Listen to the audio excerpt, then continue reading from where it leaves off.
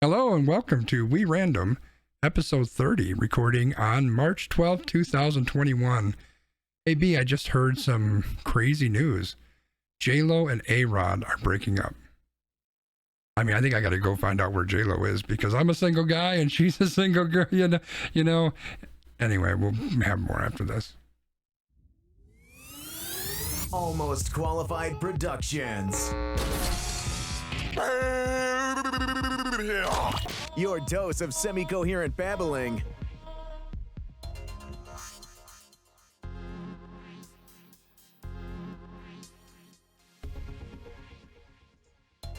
Welcome to We Random, episode 30. I'm Brian. That's Christopher. Say hello to these people, Christopher. Hello, these people. I got a question for you. Do you think you have a better chance of getting to J-Lo or finally getting one of those NBA Top Shot packs? I probably have a better chance of, not living through the night, I think. I don't know if that made sense. You ain't getting That's neither of those. That's real morbid, man. Come on now. We're trying to be positive. Neither of those things are going to happen, let's be honest. But, sometimes you just got to shoot your shot. You know what I mean?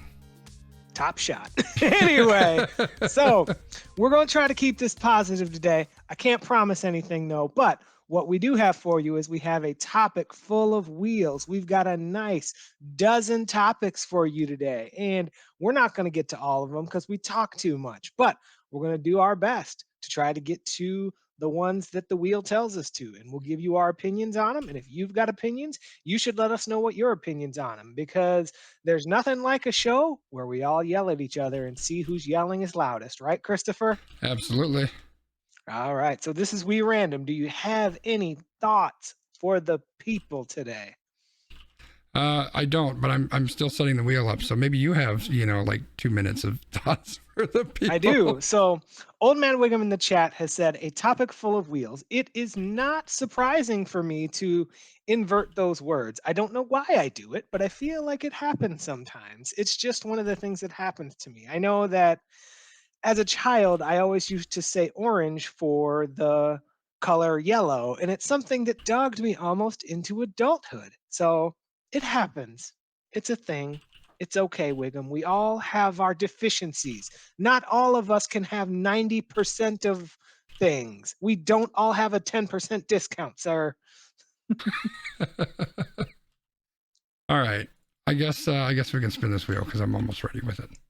All right. We're spinning a wheel. What are we starting with? Well, I got to open it up first. There we go. Now we're spinning.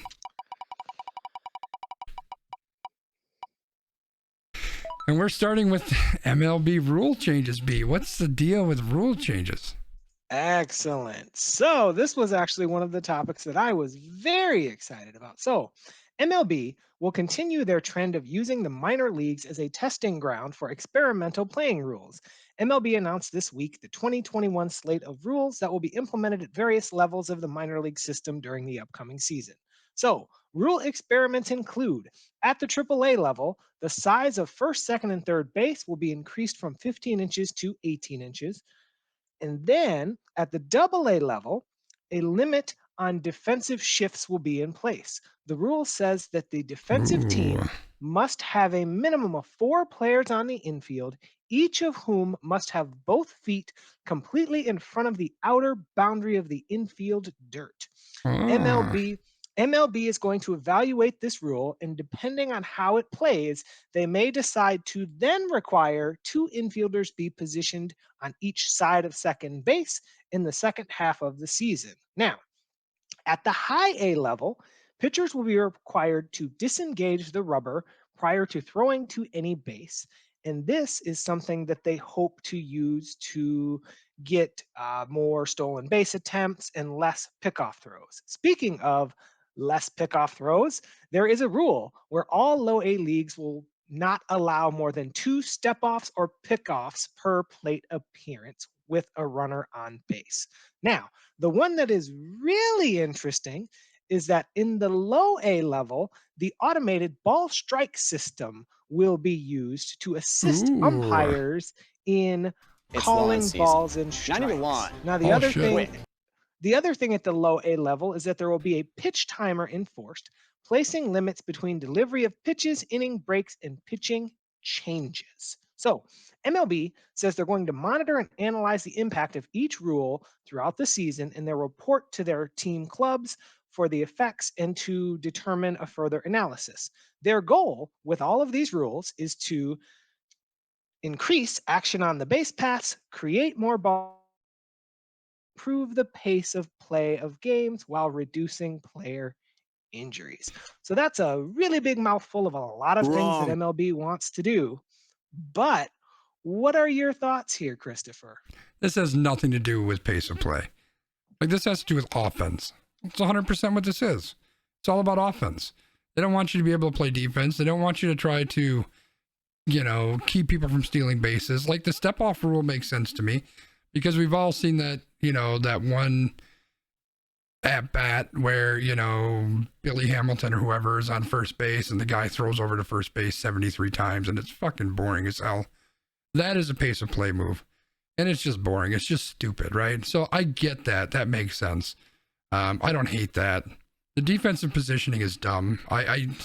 Matthew said in the comments that MLB hates Craig Counsell, and I don't know that this is specifically an anti-Craig Counsell move, but he is absolutely part of what they were thinking when they're putting this into play, right? Is, the Brewers use the shift a lot. I don't know if they use it more than every other team, but they certainly use it a lot. And one of the things, and we'll talk about the Brewers a little bit later, but one of the things I love about Craig Counsell is the way he thinks so much outside of the box and doesn't, have himself pinned in to the normal, quote unquote, normal rules of baseball that people have. And I think it's a great thing. I think and this gets to the crux of my biggest issue with a lot of these changes is the Brewers cannot compete man to man against the Dodgers and the Cardinals and the Cubs probably, and the Yankees and all these teams that just spend hundreds of millions of dollars, right? Billions of dollars, whatever they're spending. Like, the Brewers can't compete dollar for dollar with these guys. They just can't. They don't have the money to spend. So what they do is they are very, very careful in how they're using their money. They're very, very meticulous in the players they're bringing in. Like, I've been very vocal about the fact they signed fucking nobody this offseason, right? It's garbage. I hate it. But looking at things realistically, like, what they're doing is and I think I mentioned this last week. When people look at teams, generally what they look at is who are those 8 or 9 players that are starting? Who are those guys? Do we have the strongest and best 8 players plus a pitcher or two, right? That's what they look at. And what Counsell does that I really love is he looks at that, 26 man roster. He looks at the entire thing and says, I want the best. I want to be able to put the best product on the field each and every single day. And that doesn't mean that you have Christian Yelich starting 162 games. It might mean that Yelich is starting 140 games. And yeah, he's clearly the best player in the team, but you want to pick and choose and put people in, and he moves things around. He's like a mad scientist back there, which I think is fantastic. And those are the things you have to do to be able to win when the deck is really stacked against you the way it is with Milwaukee. So the fact, this defensive positioning thing, I really don't like it. I think that it's just trying to tilt the field even stronger towards these big money teams that don't have to do some of those quirky little things to try to be successful. Now, it doesn't mean that they don't do it, but they don't need to as much, right? Because they can line up an all-star team out there and then just hit a bunch of home runs, or, everybody's hitting 350 for the year, whatever it is. They don't need to do some of those quirky little things that teams like the Brewers need to do. So I think this is really a slap in the face in a lot of the small market teams who are trying to put some things together to be successful. And it's just pumping money back into the fucking pockets of these big wigs that at least I don't give a shit about. I think a lot of people probably don't give a shit about. I mean, I think that's an interesting perspective. I hadn't even thought about it from that lens. I was looking at a couple different issues. One thing I wanted to touch on, Emily in the chat asks, can an extra 3 inches make an impact? Well, with the way that Baseball. MLB, We're talking about the baseball thing. That's what I'm getting to, Christopher. Oh, okay. So the way that MLB proposes this is there are a lot of collisions at first base, and there are oftentimes collisions at second on double plays and things like that. So by adding that extra space, you're hoping that the first baseman can be a little bit more into the field of play. The second baseman or the shortstop can use the bag as basically a guard for themselves. So I think that's what they're hoping to do with it, number one. And number two, they're hoping to incentivize more people to steal bases. And incrementally, we've seen how many of these plays go to replay. And I feel like, honestly, replay is one of the biggest shams of their whole system. And we could do an entire podcast about how replay is a sham.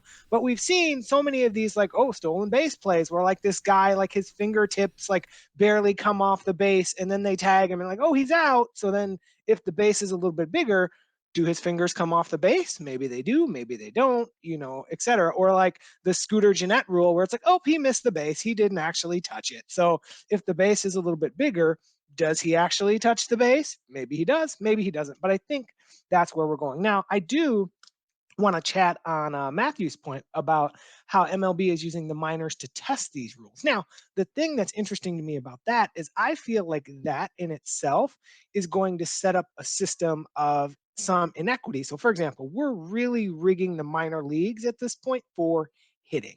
And some of these leagues are already rigged for hitting if you look at park factors and numbers and all of the stat stuff, right? But if you can't do the shift, there's going to be a guy who comes through the minor leagues and he's just going to rake because they can't shift against him. But then he gets to the big leagues and, the Brewers are shifting against him and he's going to go 1 for 45 and then they're going to send him right back down, right? So it's kind of one of these things where unless this is a change across all of the levels, it's going to set up a strange system. I think it's interesting. Now, the thing out of all of these changes that I love is the automated balls and strike system.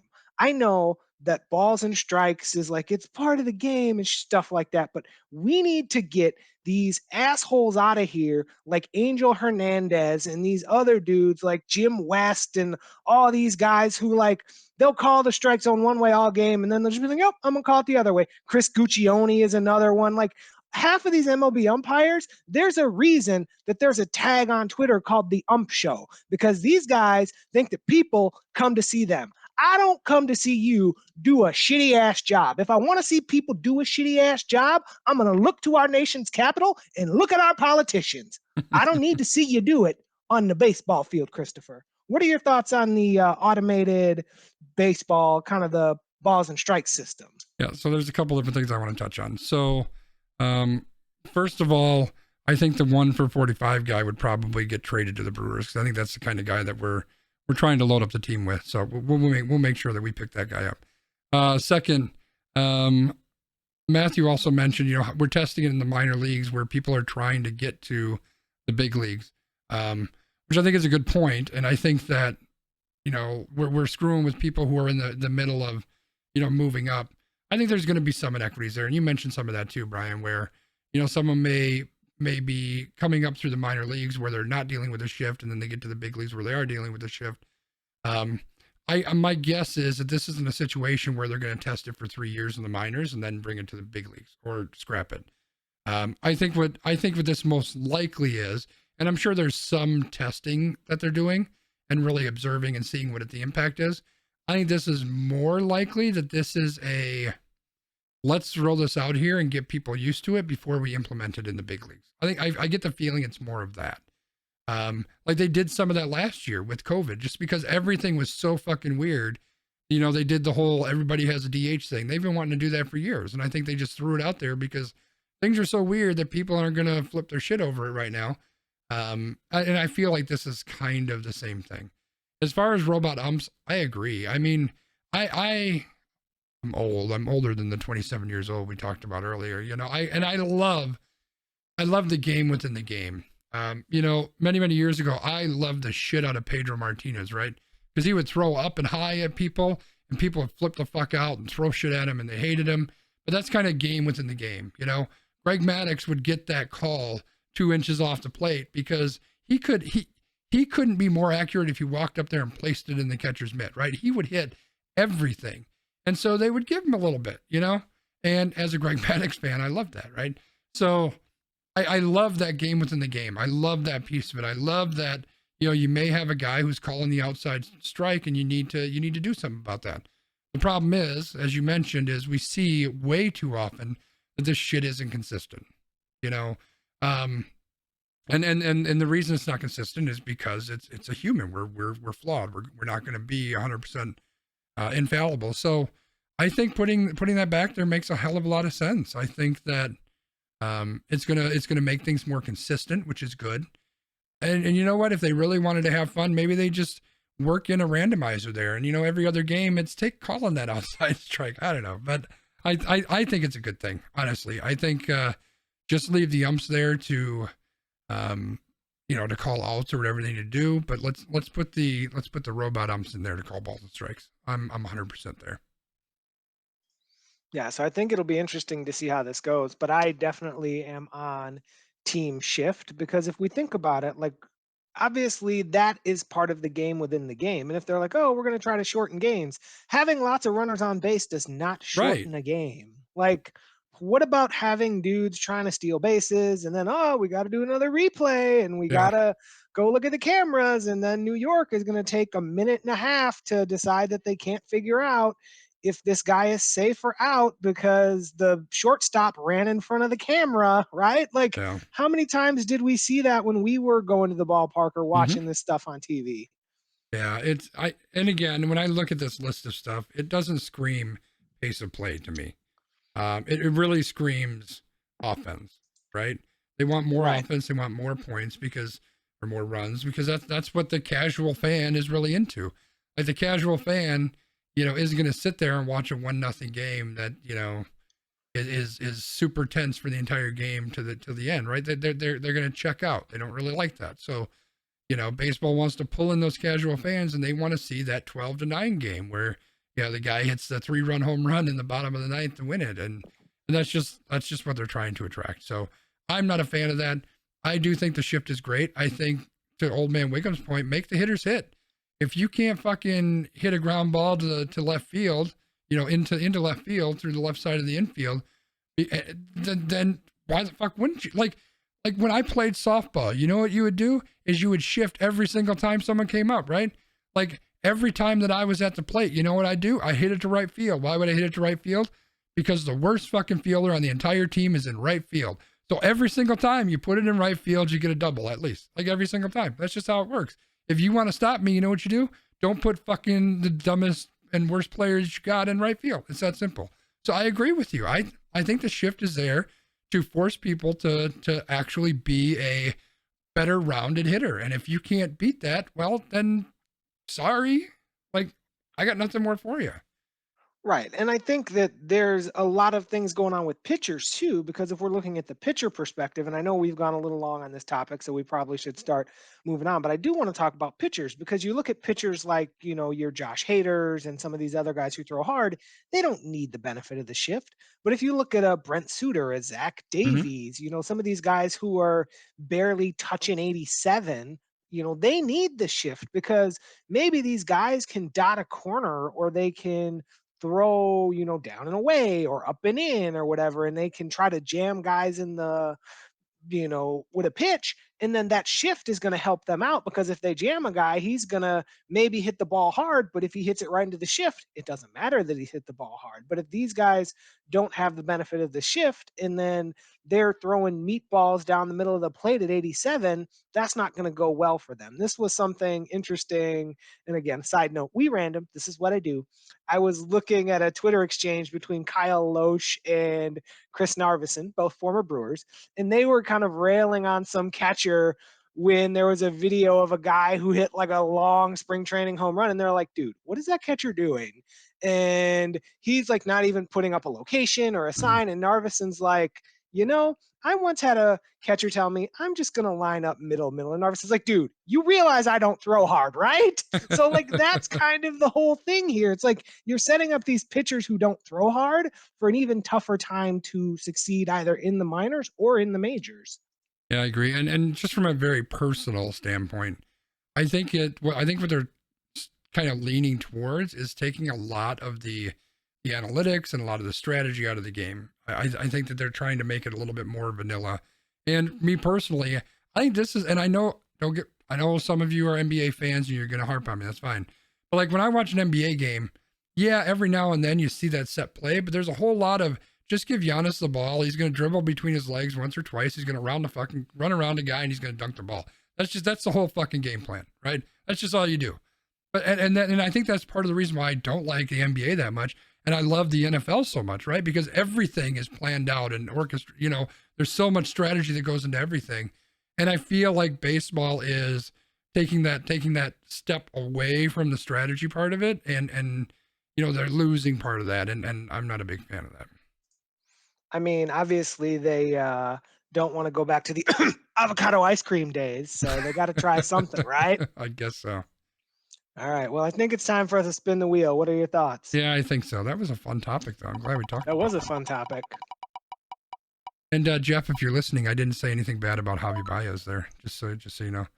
Uh, well, B, I think we're already it's already time for the wee random dick of the week. It is. So, Speaking of the NBA. Yeah, speaking of the NBA, Myers Leonard, Miami Heat player, has been fined $50,000 and suspended from team activities for a week after using an anti Semitic slur in a Twitch stream this week. Leonard dropped the slur in a Monday game of Call of Duty to insult an opponent in the game. Leonard later posted he was sorry and said he had not known what the word meant when he used it. NBA Commissioner Adam Silver says the $50,000 fine is the maximum amount that a player can be fined for this type of act. Now, here's the kicker.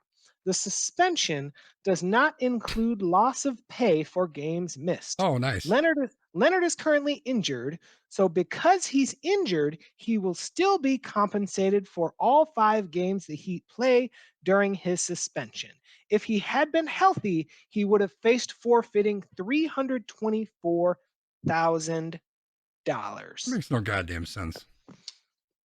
So, would you like to talk about, as you called him on, well, you didn't call him this, but I feel like he fits into this category, the white boys who can't control their temper while playing games and streaming? Right, exactly. Dude, this hits on so many pet peeves of mine. Like, and you know what? We're doing this live on Twitch, right? I stream on Twitch, and you know what? We play games, and sometimes I get angry too. I've never called anybody that word or this word or whatever, right? But yeah, it disgusts me that that people get themselves in this position, right? This guy notwithstanding, like, we're not even talking about him, but you see so much of it. What was it, last week? Or maybe it was in our extra time episode where we talked about this fucking kid who lost $2.70 in a fucking Fortnite match, and he punched his monitor and broke it. Like, what the fuck, people? Like, this is insane. And this just adds on to the horrible, toxic environment that is a lot of video gaming. It's not all of it, right? Like, we've got someone in stream right here who is one of the best streamers that I know and people I know, and he's very calm and level-headed, and like, it's perfectly possible to do that. It's 100% possible, but that's not where we're at. Like, people are just so angry and irritated and toxic. It's fucking horrible. I mean, it's just fucking horrible. And then you got this guy. And the one thing that, if you haven't seen this clip, we're not going to play it on this stream, but it might be worth going and looking at, just because of the way that this came out, because the guy paused. Like, he's in the middle of his tirade, and he pauses for like a second, almost as if he's thinking about what he wants to say, and then he comes out with this insult. Now, I am 100% guessing here, but my gut tells me that he may have wanted to go for a different word, a different slur, for a different group of people, especially those with a darker complexion, if you get my drift. That's what I feel like he was leaning towards. Totally guess. I don't know for sure. But I kind of get the feeling like he paused, said, oh, wait, I can't say that word. I'm going to say this one instead. Well, that's not an okay word either. What the fuck are you doing, dude? And then here's the icing on the cake. Like I already mentioned 2 minutes ago, I don't follow the NBA. I don't really care about the NBA that much. I used to really love the NBA because I was a huge David Robinson and Tim Duncan fan, so I really followed the Spurs. So this is completely an aside. This is the wee random portion, right? So apparently the Spurs are parting ways with LaMarcus Aldridge, and the first team that comes up on who they may trade him to, the Miami Heat. And who might be coming back to the Spurs? This fucking piece of shit. So anyway, I just throw that in for a little bit of extra flavor. What are your thoughts, B? Well, it was amusing because the Utah Jazz were apparently like all in on like trading for him, and then I'm sure the Jazz front office, as soon as they heard about this, were like, nope, nope, nope, somebody get on the phone, cancel that, cancel that, cancel that. But seriously, so I am in line with your thought because he paused. He was in mid tirade. He stopped. And in his mind, we don't know what was going on in his mind, but my Right. guess is he thought, okay, I can't say this word. I can't say the word that's a derogatory slur towards the LGBTQ community. What can I say that still shows my disdain for this person, but doesn't make me look like a bad person? Yet he chose a word. Yeah. Whether he says, oh, I didn't know the true meaning behind that word, he knew that the word was intended to hurt someone, Right. right? Yeah. So I think that's part of the problem is that he was intending to hurt someone or insult someone or defame someone. The word choice makes it worse, but the fact that the intent was there is a lot of the problem, right? Like that's part of the challenge here is that he can say, oh, well, I didn't know that it was something that was offensive to this particular community, but he knew that it was an offensive word or he wouldn't have used it in the context that he did. It's not Right. like I'm going to go, you stupid salad, right? Like you're Right. not going to like Yeah. use the word salad or like, hot dog or whatever to like defame someone. Yeah. No, I agree. He definitely knew there was a negative connotation to it, and you know, I don't know what to say about this guy. It's clearly if you can't handle yourself, like first of all, maybe just don't live stream yourself playing video games. Maybe don't have yourself on mic. Doing this. I mean, there's a lot of things you can do besides just calming yourself down, right? Like I went through this myself, right? There's like we on the stream here, we play a ton of Apex Legends, and I get frustrated and I get angry. And there was a time, a month or two ago, where it was really like I would feel the pressure in my chest and the anger coming out my, steam out my fucking ears. And I had to say, dude, you need to calm the fuck down, right? It's not that big of a deal. So you got, shot in the back. Okay, fine. Move on, right? You can do that. It's not that difficult to do, but you have to be cognizant of it and you have to want to change. And hopefully this is a wake up call for this guy, whoever the hell he is, that he can, get his shit together. I don't know. But I will say that if you want to have a laugh, that this isn't a very positive approach, but go look for the Michael Rappaport video that he made in response to this, because that shit's funny. I mean, yeah, it's funny, but it's kind of that whole like hate can't drive out hate, only love can, like that whole thing. But I think it's just interesting. Like he's got a long way to go and hopefully he gets there, but this definitely did not go well for him. It Yeah. did not age well. Yeah, I agree. All right, let's move on from this guy because I don't give two shits about him, and I'm going to talk about something else.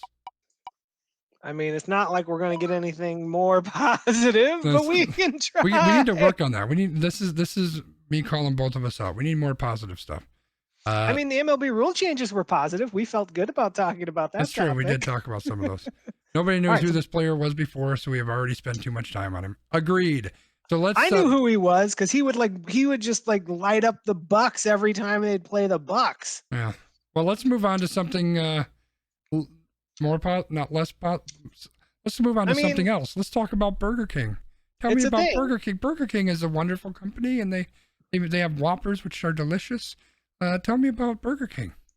So Burger King intended to turn a sexist trope on its head through a new campaign supporting female chefs, but the reaction to the brand's provocative campaign for International Women's Day has been mixed, to say the least. So first, there was a New York Times print ad headlined, Women Belong in the Kitchen.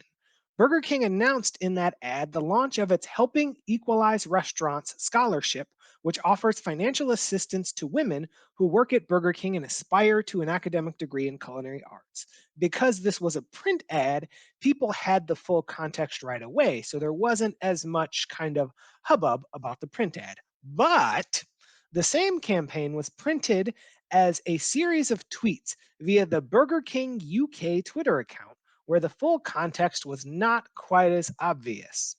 Given that Twitter makes it easy to share tweets, but not necessarily share full threads with additional clarification, the UK tweet quickly drew attention and backlash across the globe. Fernando Machado, global CMO for Burger King Company restaurant brands, defended the intent of the campaign throughout the day, but acknowledged that sharing a tweet that just said women belong in the kitchen without immediate context was a mistake. Yeah. I mean, you could say that. I'm pulling the So, thread up here on the stream, so if you're watching, you can kind of see the way that the thread went. But yeah, that probably wasn't the best approach. yeah, and I also saw a picture of the print ad. So the print ad had like the women belong in the kitchen in like a really big font, but then there was like all the text right below it. So like Hmm. you could immediately read that like, hey, this is what we're doing. But here, like people don't really get the threaded tweet unless you're actually like following Burger King UK. Right. Yeah, you just see women belong in the kitchen, and you go, "What the fuck?" Now, when you click into it, and you maybe not everybody is on Twitter a lot.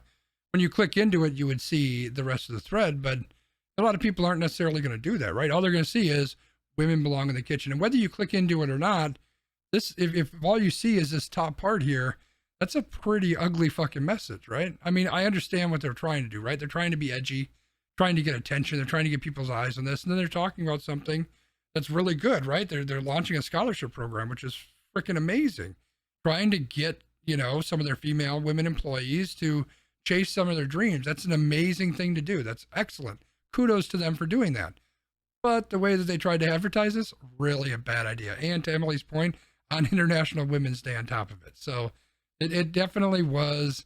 But let's be honest, right? So a lot of the stuff that blows up on Twitter is stuff that is edgy and it's weird. And so I can understand why somebody thought this was a good idea. I get that, like they're trying to draw attention to it, which is good.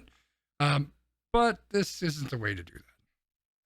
Yeah, I think it's kind of one of those things where, like you said, they were trying to be edgy, and there's a way that they could have spun this. They could have started with some of these facts, like, or they could be like, we want women to feel comfortable in our kitchen, or like Mm-hmm. something that's a little bit more inclusive, as opposed to going to that old trope. And they're like, we want to smash the trope, but then people aren't actually looking past it to see the intent of what is actually there. Yeah, yeah. I mean, again, kudos to them for what they're doing and lifting up the employees there.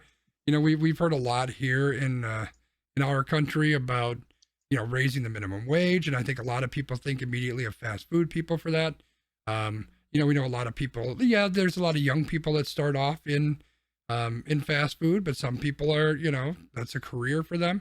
So the fact that they are setting up a scholarship program to help these individuals chase a dream that they may have, that is fucking amazing. But you did a dumb thing trying to advertise it. So Yep. they rightfully got slapped around for it, and they went in and they removed it, and they're contrite and all of that. So hopefully they actually learn from that and do better next time. Yep. Got to live and you learn. Yep. All right, we're done with Burger King. Let's go to McDonald's. Do we have McDonald's on here? Probably not. No. I mean, No, we've but got Disney Plus. You can watch some Disney Plus. Let's go to Nevada and hang out with some people who are quitters, apparently. Oh, so this is an interesting one. This is something. So on March 6th, a coalition of progressive candidates backed by the local chapter of the Democratic Socialists of America took over the leadership of the Nevada Democratic Party, sweeping all 5 party leadership positions in the March 6th election. Not long after Judith Whitmer, one of the individuals who was elected, who had been the Clark County Democratic Party chair, won an election, she received an email from the party's executive director, Alana Mounts. The message was beginning with a note of congratulations before getting to the point. She was quitting. So was every other employee. And so were the consultants. And the staff would be taking severance checks with them. Of So course. It sounds like the battle between the progressive wing of the party and what's known in Nevada as the Reid Machine, a tightly run operation guided by former Senate Majority Leader Harry Reid, began years ago when Vermont Senator Bernie Sanders organized support for his 2016 presidential primary run. So, over the next years, outside organizations like the Democratic Socialists exploded in size and strength. The Sanders campaign was focused on organizing young Latino voters in the state with the goal of activating people who the party had long ignored before. And it worked. In the 2020 cycle, after investing heavily in Nevada, Sanders won the Nevada caucus. So, the Reid machine, though, saw this as a change in power that is coming down the line, and they moved $450,000 out of the party's coffers and into the Democratic Senatorial Campaign Committee's account. This committee will put that money towards the 2022 reelection of Senator Catherine Cortez Masto, a vulnerable first term Democrat. So basically, what's going on here is that the kind of progressive left has been running all of these candidates as what they called the Nevada Dems progressive slate. And they were running against the General Democratic Party, where they called themselves the Progressive Unity Slate, playing on a theme they'd been pushing the entire cycle. The groups that are angling for change from the left were trying to divide the party, while the Progressive Unity Slate was trying to save it. Where have we heard that before, Christopher? I feel like we've heard that before. Am I crazy that we've heard something like that I don't know. We before? might have heard something about that. Anyway, the mass exodus of party staff, despite the unity rhetoric, wasn't a shock to Whitmer. She says, "We weren't really surprised in that we were prepared for it. But what hit us by surprise and what was sort of shocking is that for a slate that claimed they were all about unity and kept this false narrative of division going throughout the entire campaign, they kept intensifying it. That's what was surprising, that their willingness was to walk away instead of working with us." So I wanted to include this because I feel like we've done a lot of chat about what Republicans do and things like that, but it looks like these Democrats are kind of pulling some shenanigans here. So what are your thoughts on this? Yeah, so I read through this kind of high level, and I'm trying to piece it all together because there's a shit ton of different names into here, and I don't track names very well at all. So, but my understanding of this is we've got a group of progressive left, say progressive Democrats, who are pushing an agenda that's more progressive, and then you've got the more standard. I'm not sure what the term is that I'm looking for, but like the established Democratic left, which is kind of leftish, and they're kind of splitting apart, right? And the progressive left is making big inroads. They got a bunch of people elected into different things, and because of that, the more established left is just like, fuck it, we quit then. Did I sum that up right? You did. Yeah, so this is a pretty good example of why the Democrats will never win. Like this is why they're always going to kind of be at the whim of the Republicans in my mind. Now, yes, they can occasionally pull out a win here and there, as we saw, at the presidential election and even in the House and the Senate a little bit. I mean, you could argue that when the fact that we're just moving off from ass face, the fact that we've only got that small of a majority in those houses, or in the House and the Senate, that's a problem, right? I think that speaks to this type of thing where they're just kind of pulling each other apart. And there's just all this infighting and there's all this political bullshit going on behind the scenes. And that's the problem, right? Because and I've said this 100 times on this podcast before, what the right does is they win. Regardless of what kind of assholes they are, they win. They come together to win. That's what they do. And then they're like, we can figure out the rest of it later, but let's just fucking win. And the Democrats are just stupid. Like I understand wanting to stand behind your morals and your beliefs and you want to push for that. I get that. I'm 100% there. I'm the same way. But there's no coming, they're ripping themselves apart now. And just as there was talk, and I don't know that it's ever going to happen, but there was talk of the Republicans splitting apart with the Trump people and the not Trump people. Now we're actually seeing a splitting up of the Democratic peoples in Nevada. Excuse me. And I don't know. I don't know what this is going to turn into. I don't know if it's going to turn into something bigger or not bigger, but this is a bit of a problem.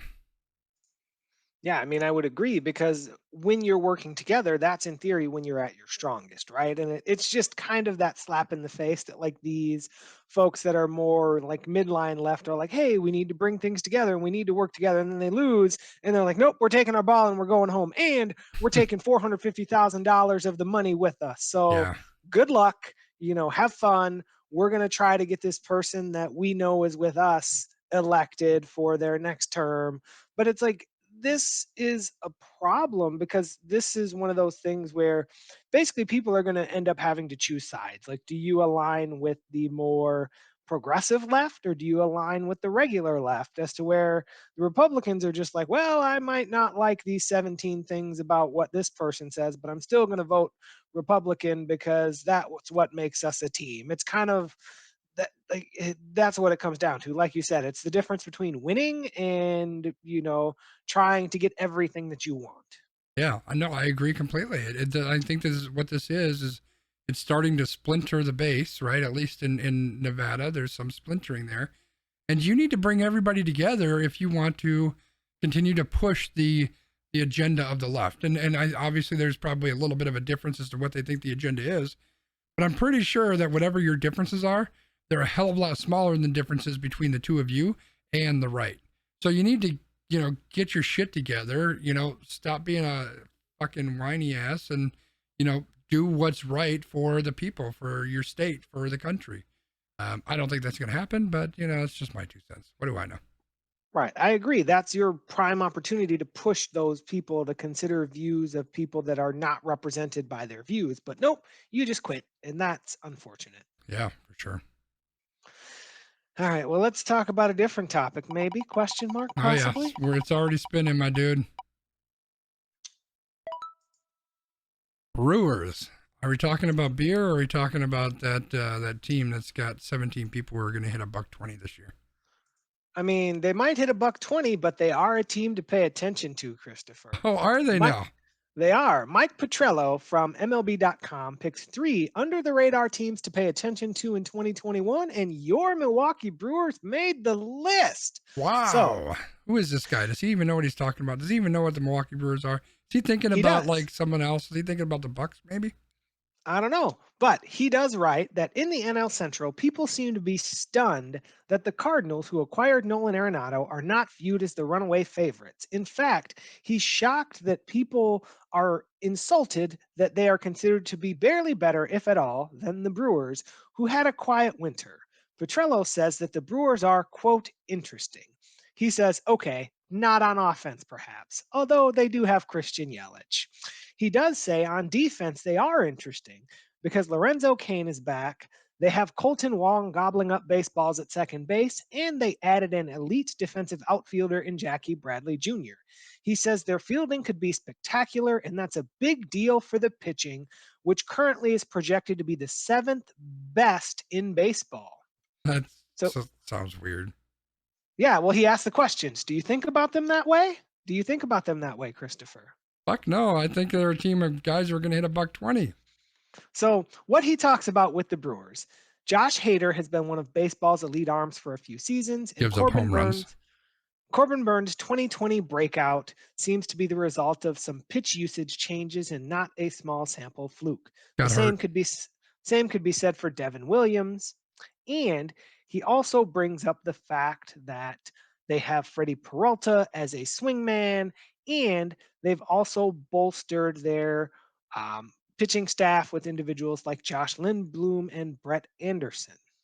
Plus, he says, is there any better manager in the game at handling a pitching staff than Craig Counsell?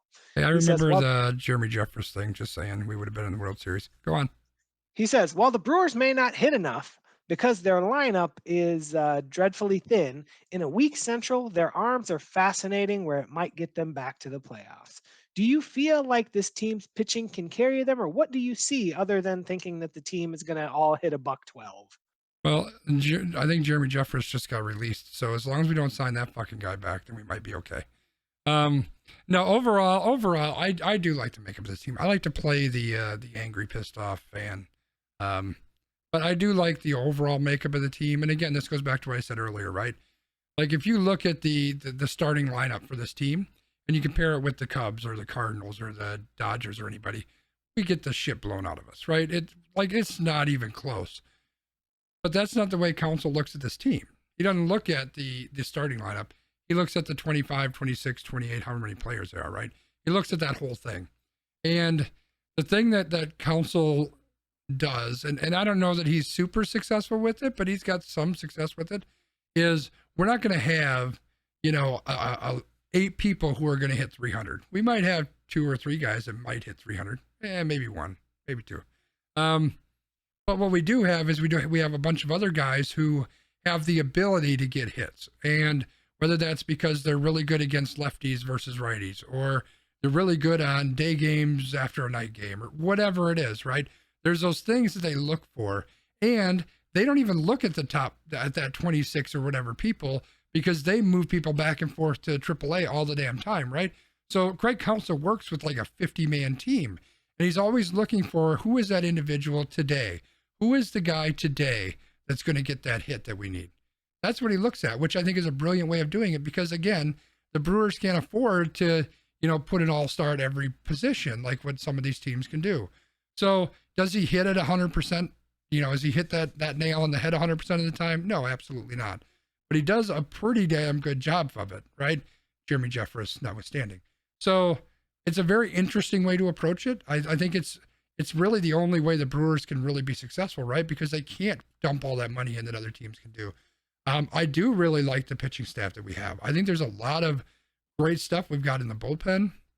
And nobody, again, I like to harp on the Jeremy Jeffress thing, because we should have been in the fucking World Series, man.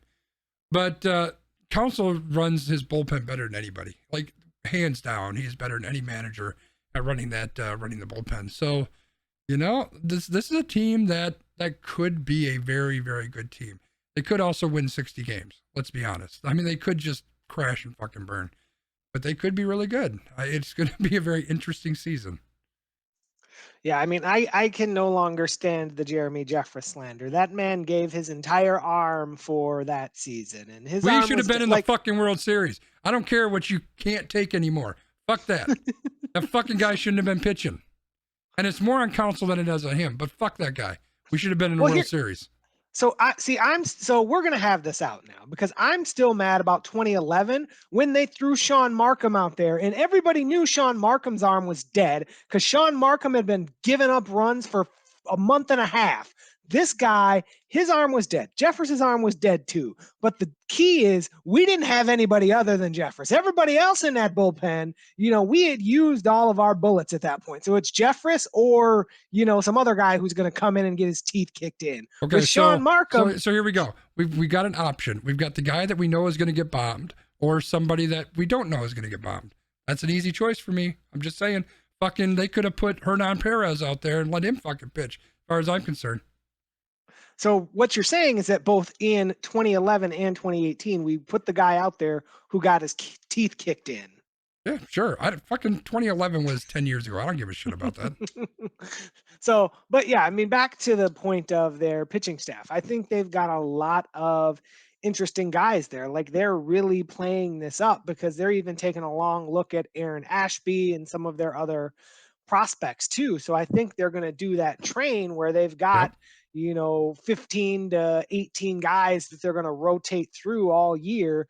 And, some of them aren't going to be great, but they're going to try to just fill innings and figure it out and all of that. So it'll be real interesting. And I think if they can get some consistent hitting or some really good consistent defense, they could scratch out some of these games as, 3-2s, 4-3s, like some of that. So it's just going to be for them to really be consistent in playing good baseball.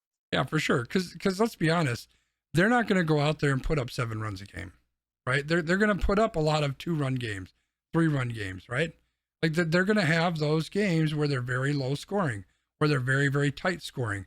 And those are the games where pitching and defense makes a shit ton of difference, right? Like, I looked at that Jackie Bradley signing and thought, why are we signing this guy as a 4th outfielder? But, I think we talked about this earlier, maybe, right? Like, Yelich isn't going to start 160 games. Play him 130 or 140 games and then switch guys in and out, right? And that's going to keep people healthier longer too, right? It goes back to when I actually did watch the Spurs, and you would see Tim Duncan play like 30 regular season fucking games. Like, what are you doing? He's one of the best players in the league. Sure he is. But I also know we're going to make the playoffs, and, I'd like him to be fresh then.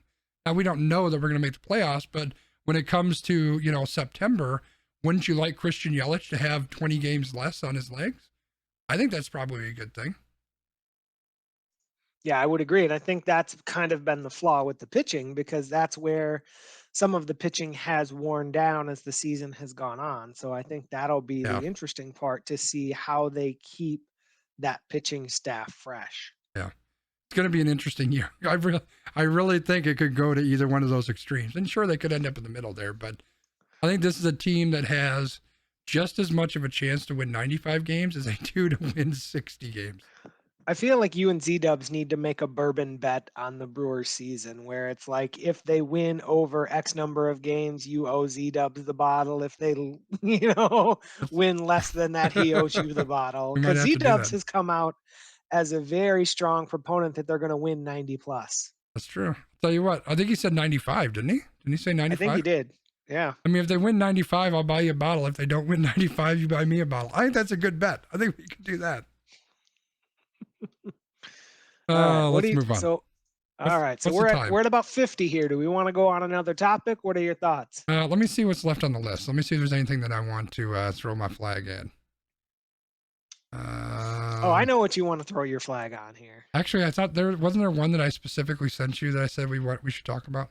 Yeah, it's the cancel culture topic. Let's talk about that. Let's throw the flag on that. All right. So we are going to talk about everyone's favorite thing, cancel culture. But we've talked a lot about cancel culture recently, from friend of the show, Marjorie Taylor Greene, to Morgan Wallen, to Dr. Seuss. This week, we want to take a different look at cancel culture. An article posted by AJ Willingham at CNN argues that cancel culture as it's understood today isn't real.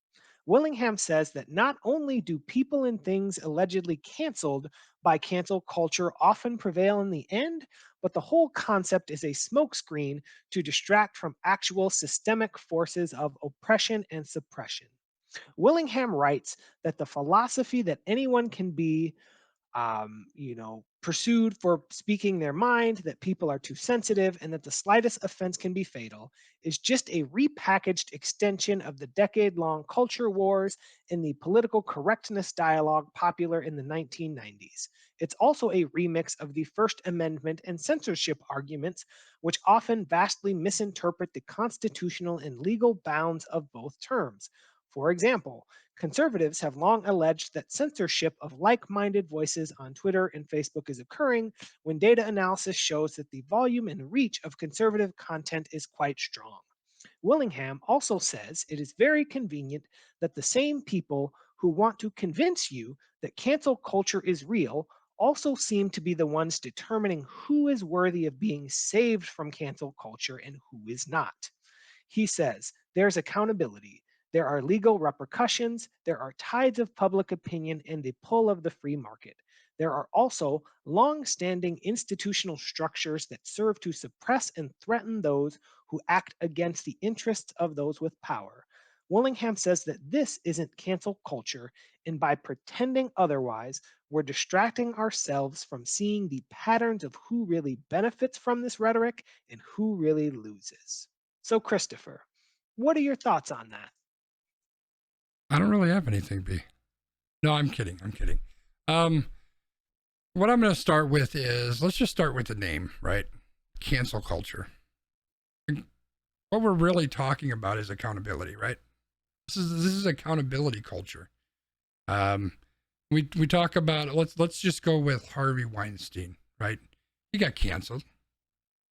I think he just got held accountable to the fucking bullshit that he was doing, right?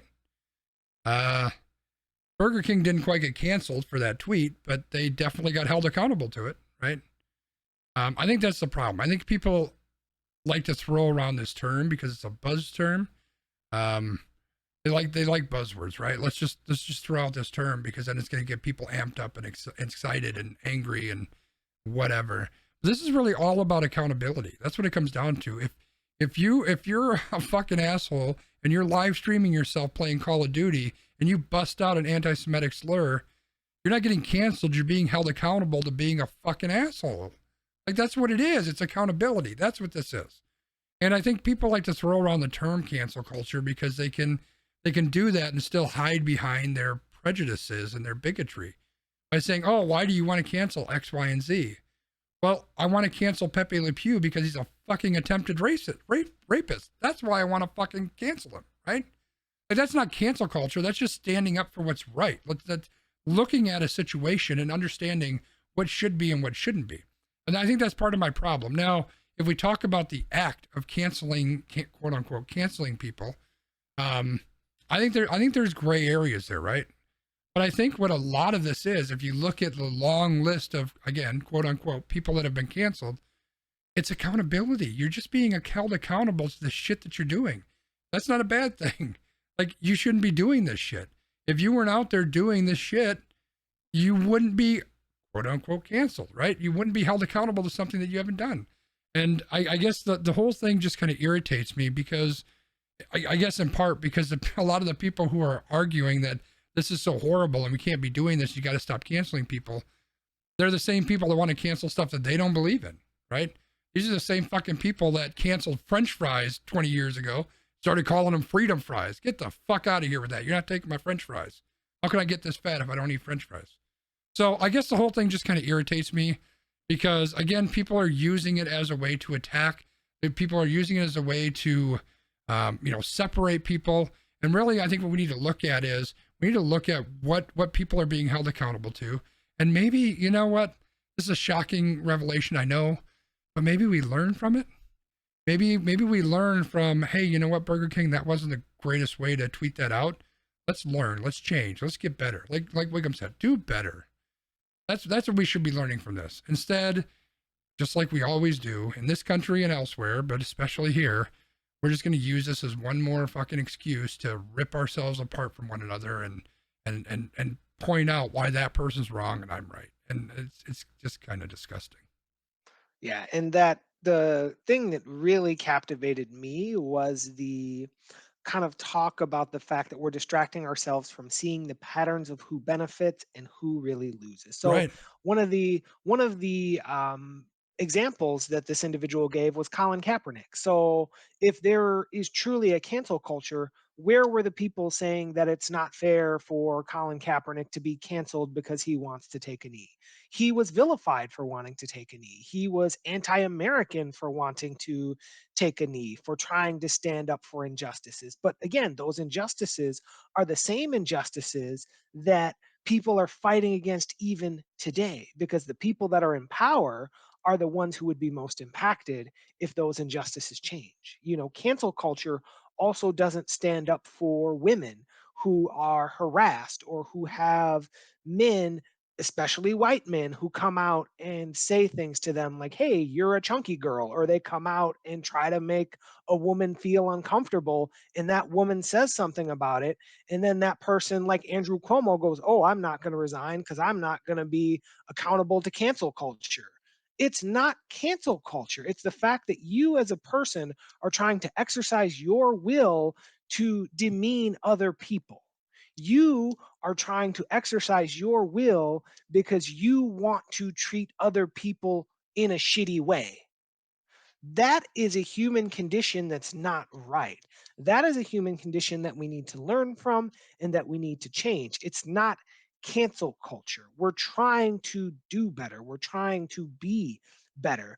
The same thing can be said about the LGBTQ community, is that, cancel culture, what people say, doesn't work for the LGBTQ community, because people say, oh, well, I don't want an LGBT person in my bathroom.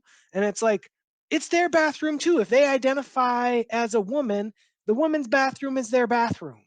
Like, what is it going to take for you to get that through your noggin, right? Like, that is why cancel culture, I've started even thinking about it as kind of like a dog whistle to keep the status quo in place, because people rally around the term cancel culture, and then it's kind of like this counter argument. Oh, well, we can't have that. We need to have our rights and our freedoms and our this and our that. But it's like basically what you're saying is, I want the right to treat other people like shit.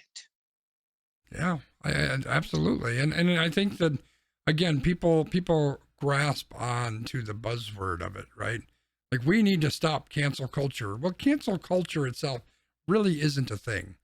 Like there are people who are quote unquote canceled, right? Um, People that are removed from the spotlight, or people that might lose their job and that kind of thing. But that's because of their actions. You know, you're taught very, very early on, or at least I certainly hope that we all are, that there are repercussions for every action that you take.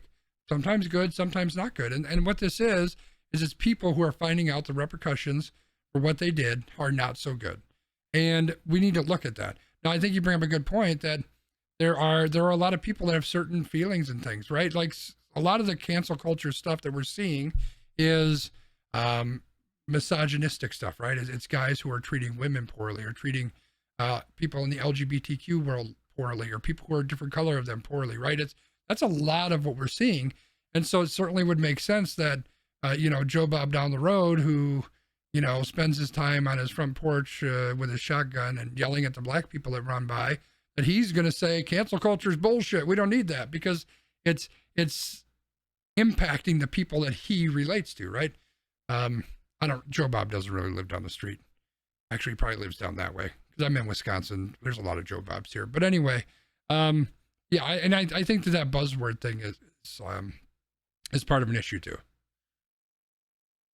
Yeah, I mean, I think, and if we look at our run sheet, like I was kind of making a joke to you, like, okay, there's 12 stories here, and 6 of them involve some type of change based on the fact that we've looked at a situation and we've said, something's not right here and something needs to be done. And I think it's good for us to self evaluate and to say, hey, like, this is something that was okay at one point, but we don't want this to be okay now, right? Like, it's one of those things.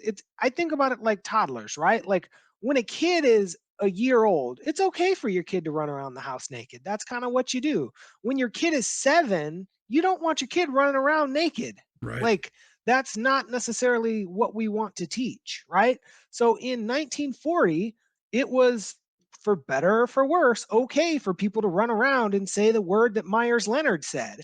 But Right. in 2021, it's not okay for somebody to run around and say the word that Myers Leonard said. And I think that's good. That shows that we're evolving as a species. Yeah, absolutely. And some of the other things that we've got on the list, right? The Pepe Le Pew and Dr. Seuss and those kind of things, right? It's a change in time. Things are different now. One of the Jeff, if you're listening, mute your stream mute it for just a little bit. It's just like my issues with religion, right? Like you can study religion, you can be faithful, you can believe in Jesus and God and all that stuff. That's fine. I don't care. As long as you're not impacting me, that's fine. But if you're clinging to the fact that something that someone believed 2,000 years ago, because they wrote it down in a book, means that that's what we need to believe today, no, like that's not how things work. There's been a few changes in the last 2,000 years. And just as there's, maybe 50 years ago, I don't know how long Pepe Le Pew has been around, but maybe back then it was seen as harmless fun that the skunk was going around and, saying the things that he was saying to the other creatures in these cartoons. But now that we look at it today, we're like, well, we can see why that's a bad thing. We can see how, interacting with people isn't good, even though it's a cartoon character and it's a skunk. It's still not okay to be educating children that the way that you interact with people can be this way.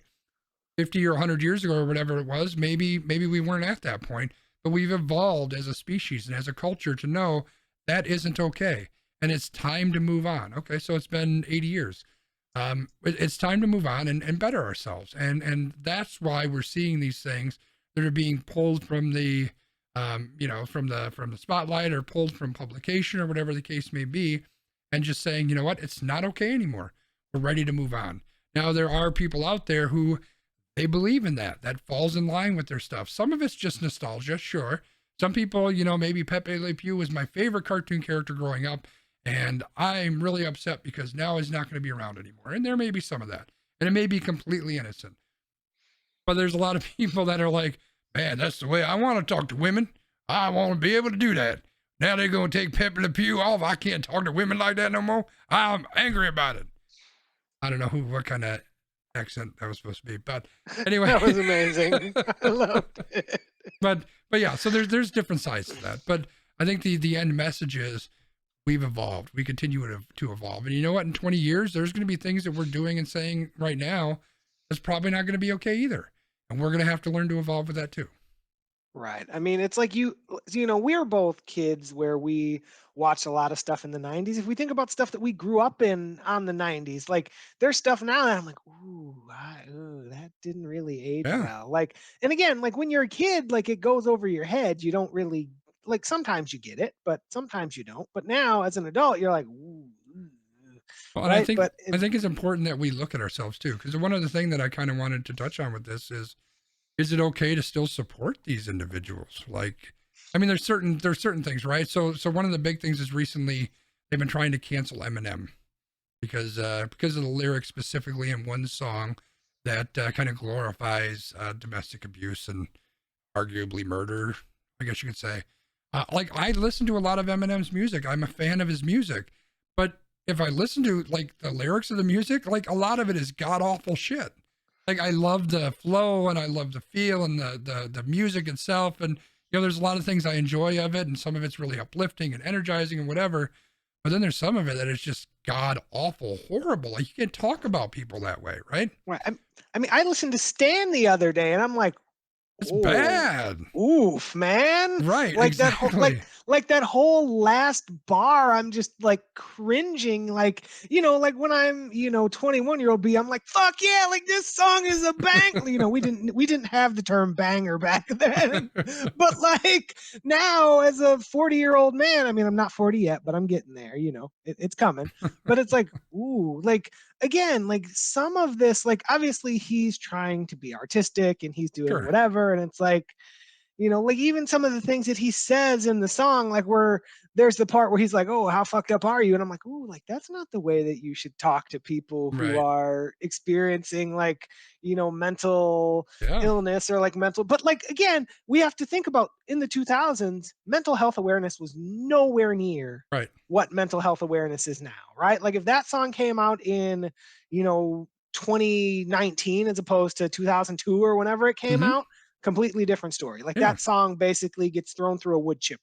So maybe this is an example where does it make sense that, we're not canceling Eminem, but hey, Eminem, you know what? Maybe you need to rethink some of those lyrics and what you're doing going forward.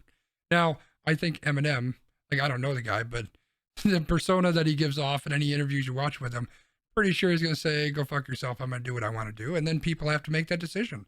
Do I still support him? The other example I would give, and I know we're running a little bit long on this one, but Kevin Spacey, right? He did some really fucking horrific shit. And he was one of the early ones that got canceled, right? I love the shit out of Kevin Spacey's movies. Like that guy was like intense. I love that shit. But now if I watch any kind of a show and I see Kevin Spacey in there, I kind of get a little hollow inside and go, ooh, Spacey. I mean, Yeah, it's like R. Kelly, right? Like R. Kelly comes on the radio, remix to Ignition, all that. Like, but you just like, ooh, like Yeah.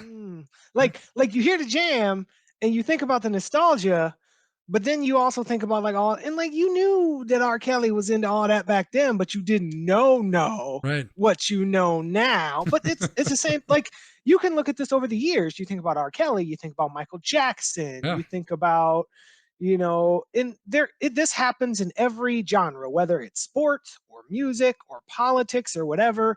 There are people who have skeletons in their closet. And I kind of have a saying to myself, it's that if I were to judge a person's work based on their personal, doings, there would be like 3 people that I would like, right? Yeah. Well, that's Because, fair. And I think that's something that each person needs to judge themselves, right? Like 30 years ago, I was saying, I don't like Michael Jackson, but I dig his music, right? Like Michael Jackson made some fucking bangers. I don't use that term, but I'm going to use it now. But Michael Jackson is, he had some fucking issues going on. Like he was probably a piece of shit. Let's be honest. But I think each person has to judge that themselves, right? Unless it gets to the point where, quote unquote, cancel culture comes after them. But I think each person has to kind of judge that themselves. And maybe I don't listen to Eminem anymore. Maybe that's a choice that I make. Right. Well, and I think Wiggum makes a good point that you don't ever need to be okay with the person, but you need to value what they brought to the industry. And I think there's a point too that thinking about how these things come forward. So thinking about Dr. Seuss, like those books are still read, those books are still published. If those books are still published, then we want to publish them to a standard of what we want to reflect today. So if those particular books that are deemed offensive are no longer published, then we have resolved the problem. And there's another kind of topic on the wheel that we're not going to get to because we've already gone long, but like the Disney Plus thing, like Disney Yeah. Plus, I feel like they've actually done a really good job with how they are looking at the past and applying it to the future. Yeah. I really want to take this in a direction and mention a certain individual. Do it. it. No. Because we've gone long already, and everybody will really fucking hate me because for some reason this individual is like a cherished individual. Come on, you can't like leave us. You already know who I'm talking about. I don't. I'm sure you do. If you think about it, you'll figure it out. But we're gonna skip that. I'm gonna set that up. Maybe we'll do that an extra time if people want to hear me go off on this individual. That's right. So if you want to hear that, see that tease? You hear that? You subscribe on Patreon. Wiggum's going to throw the link in the chat there. Patrons get a little bit of extra podcast stuff every week. So there's a link. Go ahead and click that. You can support on Patreon. If you get it in there right now, get it in. Then you can get this. You can get this episode. Plus, you can always hear the back ones later. So there we go. I think it's time, though, B. I think it's time. Are you ready? Oh, it's time for that ZE. Feed me in a week. Oh, is that what we're doing? Well, I mean, it's because this random rankings is a food draft. It's that's true. So which one do I go with? Which sound? I'm going to go with this one. Zeke Elliott, feed me of the week. But it's also random rankings. Random rankings time, chat. So it's random rankings time. And someone that I know linked a March Madness style bracket called the Snacklet. They have 4 divisions of different kinds of snacks. And because Skanzi and I are often hungry, we're going to work through some of the stuff on this bracket. I have not decided how we're going to decide which region we're going to go with today and how long we're going to go. But I figured that we would at least get started on this and we'll see where it takes us. Yeah, I think because as we were wrapping that up, I was looking at this. I have it pulled up, and I was like, I'm not sure how we're going to do this, but I think probably what the best point is you could do a 1 through 4, and we could just assign numbers to each bracket. So and that way we randomly do it. Yeah, I'm good with that. Like dish is 1, handfuls 2, spread is 3, dip is 4. Actually, I can just put the name in. Okay. Let's see. What do we got? Dish, handful, spread, dip. Okay, all of that could mean other stuff, and I have a really gross mind. So let's move on. Anyway, so the idea is, let me. And you could always pull up that bracket and put it on the screen too, if you want. I already got it. Look at you. Look at you. There it is. So this is the old bracket that we're going to work on. We're going to randomize which area we're at. And chat, if you're here, if you're active, if you want to join in, you are more than welcome to put your opinions out there. We kind of the idea behind this, and this is Brian's idea. I will take absolutely zero credit. But he's like, we should do like our own, it's March Madness time. Let's do our own bracket, but let's do something different than just March Madness stuff. So this is what we're going with. And we're going to work through all the way until we get to champion. And then maybe whatever wins, I'll pick it up and I'll eat it on a fucking stream or something stupid like that.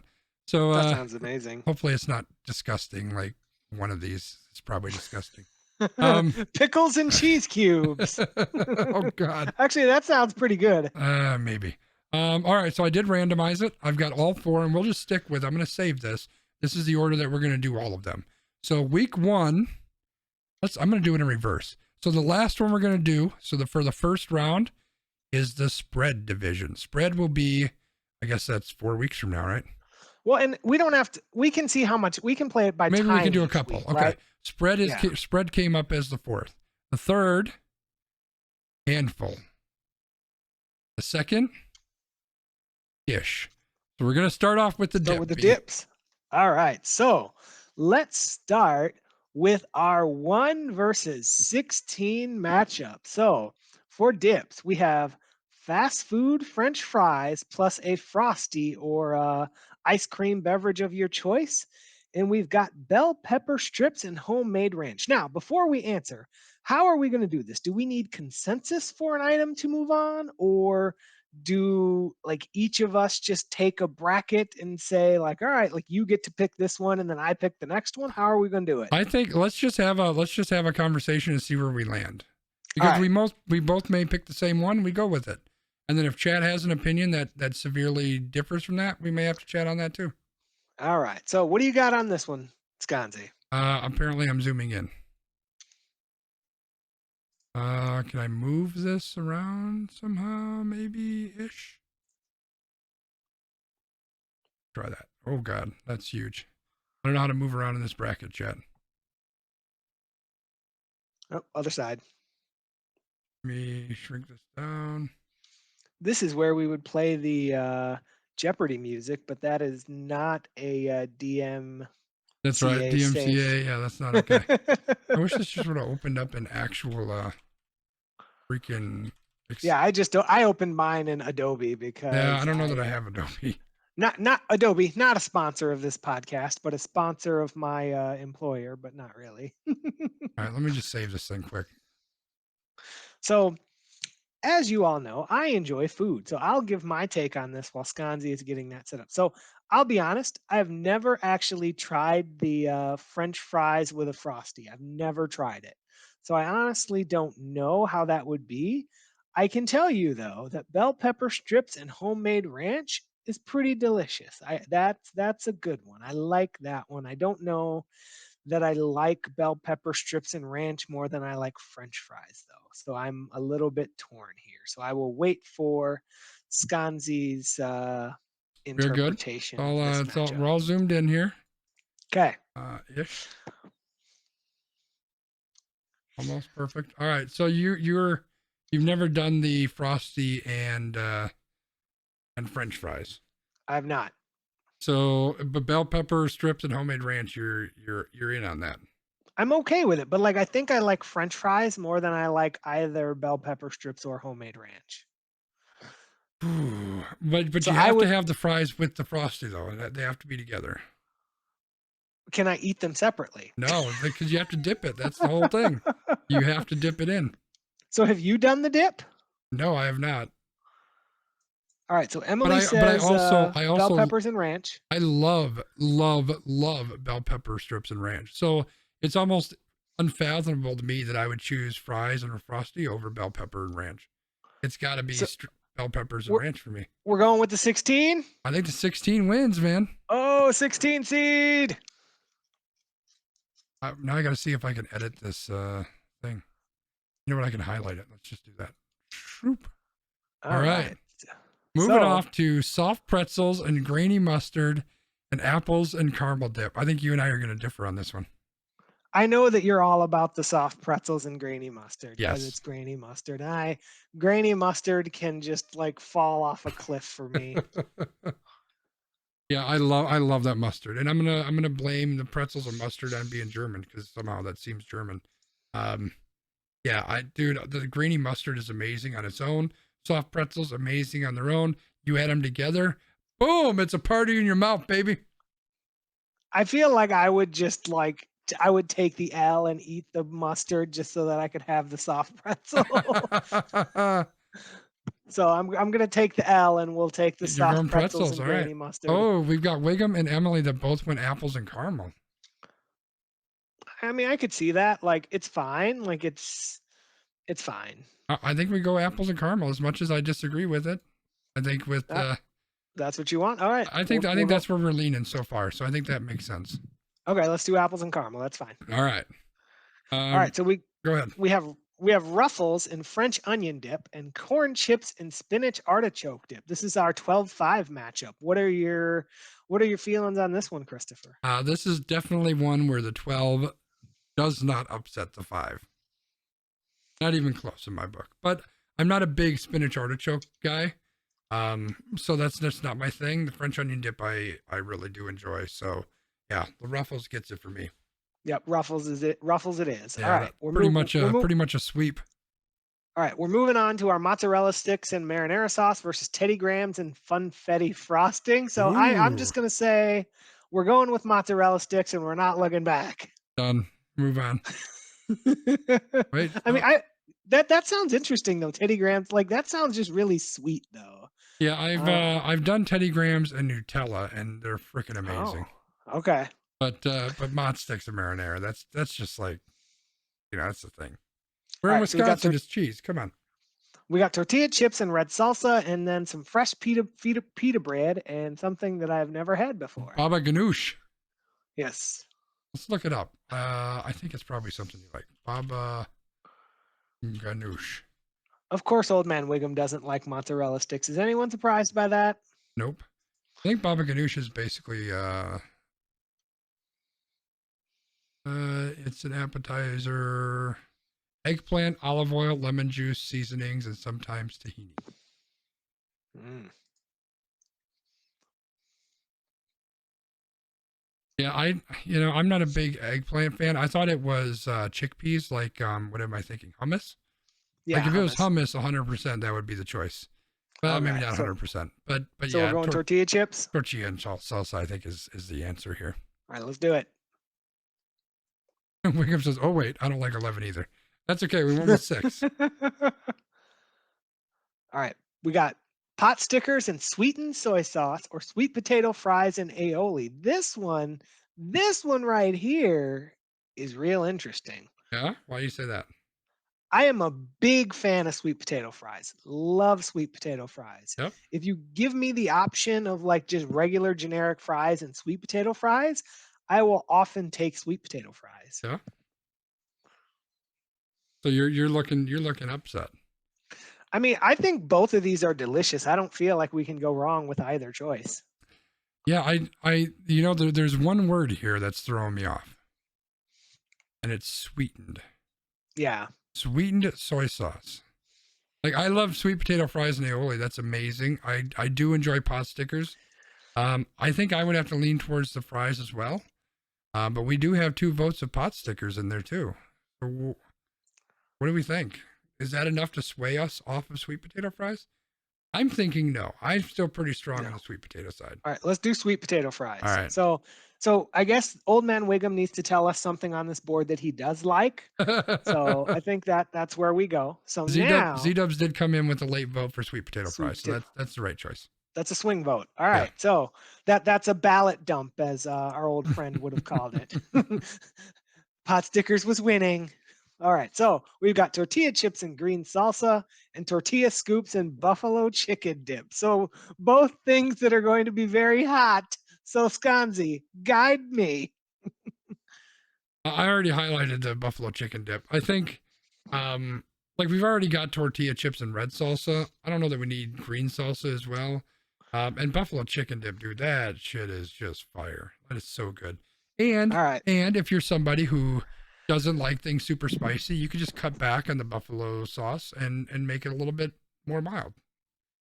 Whereas I'll take all the extra buffalo sauce you don't use and I'll throw it in mine to make it extra spicy. Right. All right. So now we're back to your homemade hummus and French or the pita bread. Oh no! What are these? Against mac and cheese bites and spicy ranch. This is your hell. This is not fair. I'm all about the pita bread and hummus. It's done. Mac and cheese bites, like mac and cheese bites are so hit or miss.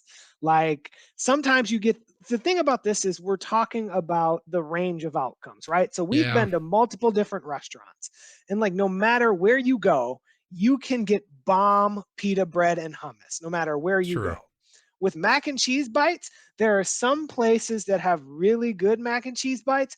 Other places, it's just like super bland and runny and weird. So I'm going hummus and pita bread. I'm going to agree. I'm sorry, Emily. I do love my mac and cheese bites, but you're right. Because let's be honest, nobody's making them fresh, right? They're all frozen, and depending on how they deep fry it, season it, etc., it's going to be very different. But yeah, you give me a really good hummus, and ooh, that's next level. All right, so now we've finished this one. Do we move to the next one and like kind of complete that I think we first? complete each quadrant Okay, and get to the final four. got you. Okay, I'm so gonna have to now, figure out how to type in here though. all right, so we have a matchup. It's a 16 and a 9. So we had the upset. We've got bell pepper strips and ranch or apples and caramel. What do you got on this one, Christopher? It's not letting me write in here, I don't think. I think you have to do the fill and sign. If you do fill and sign, you can just put the number in. So you could put like, Oh, I guess that might kind of work. Kind yeah, of. because It's if going to you, be super huge. All right, so we've got, well, I highlighted fast food fries. We know that's not it. Hold up. No. What are you talking about? Bell pepper strips and apples and caramel, huh? yep.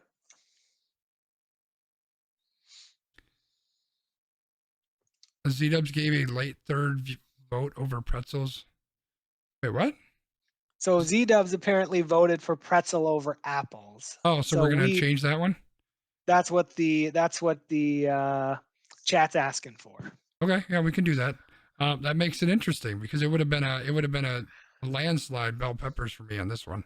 See, I think it's still a landslide bell peppers for me because of the grainy mustard. I don't care for the grainy mustard. I'm taking the pretzels, man. I think we got to go to the chat and see which way we go because, you know, I was willing to forego the mustard once. I'm not doing it again. I need that mustard, Joe. So chat, what is it? Is it the apples and caramel? Caramel? Or no, is it Oh no, it's bell the pepper soft strips and pretzels. ranch? Yeah. Bell pepper and ranch, or is it pretzels and mustard? We got a pretzel from Wiggum. I'm guessing we're getting bell peppers from Emily is my guess. Yep, bell peppers from Emily. So it's Bell pepper. coming down to Z-Dubs again. What do you got, Dubs? Are you here? Are you going to give us the tiebreaker? I know my highlights are all screwed up. Fast food is not the option. Pretzels it is. All right. All right. Did I spell pretzel right? I think I did. All right. So down here we've got the Ruffles and French onion dip and the Mott's. Ooh, Mott's and marinara. Wow, that's a rough one. I got Mott's and marinara. Mott's and marinara easy for me.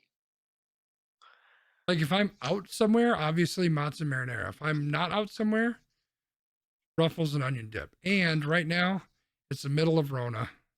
I think I'm going Ruffles because I'm not going anywhere. And it looks like Emily's a tiebreaker here. Yep. Dun, dun, dun, dun, dun, dun, dun, dun. Mozzarella sticks it is. All right, the Mott's wins. See, the thing about mozzarella sticks is mozzarella sticks too are one of those things where you get such a wide outcome. But like honestly, Yeah, that's true. I can't remember the last time I've eaten potato chips. And I think part of that is because I don't leave the house. Like I eat potato chips when I go to a barbecue or when I go tailgating. Yeah, I think that's part of why Mott Sticks isn't a runaway for me. I love Mott Sticks, but so many of them are just garbage, right? They're super greasy and it's just, ugh. But it doesn't matter. Mott Sticks moved on. We've got tortilla chips with red salsa, sweet potato fries, and aioli. I suspect that this is a landslide. What are you thinking it's going to be? Chips and salsa. Oh, see, I was going to go with the sweet potatoes, but I think I'm going to be outvoted. You are. Okay, Z-Dubs is on your side. Me. I love the sweet potato fries, but tortillas, like chips and salsa is like, it's almost an American in apple pie, but not quite. All right, so we've got chips and salsa moves on. So now we've got tortilla scoops with buffalo chicken or pita bread and hummus. I am behind the pita bread and the hummus. Yeah, I'm on the hummus as well.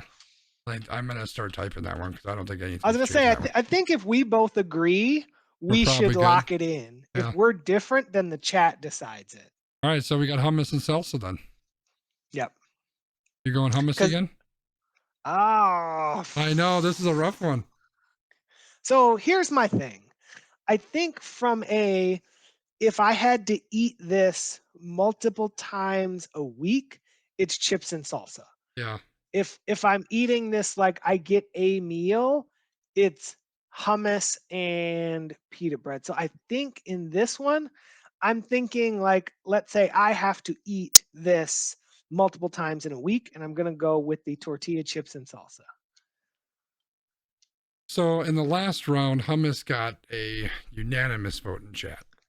Yeah. And it's got a vote from Wiggum and Z-Dubs. Emily is on the chips and salsa side. So I really So am it's a up to swing at you. this point. It's up to you. Oh man. I think we need parameters around this. Is this like a which is just better in and of itself? I don't know. So if we're going with better, I'm gonna go with. I Why would don't we change my vote why don't we if we're just going with do better. you are at the potluck and you've got fresh pita bread and hummus and tortilla and salsa sitting in front of you. Oh, pita Which one bread and do you get? hummus is what I'm eating. Yeah. That's what I'm eating. Yep. Period. Yep. Hummus wins that one. Now we got pretzels and the mustard and mozzarella sticks and marinara. I'm going 100% soft pretzel, baby. All right. Well, I guess it's up to the chat because y'all know where I'm going. I'm going mozzarella sticks and marinara sauce. Wiggum went pretzel. Yeah, we're All going right. Well, pretzel. apparently pretzels is just gonna win because I'm the only. I'm gonna pull my old man Wiggum card and go. I don't like mustard. All right. Well, we got the pretzel and the hummus. All right. You're going hummus. 100%.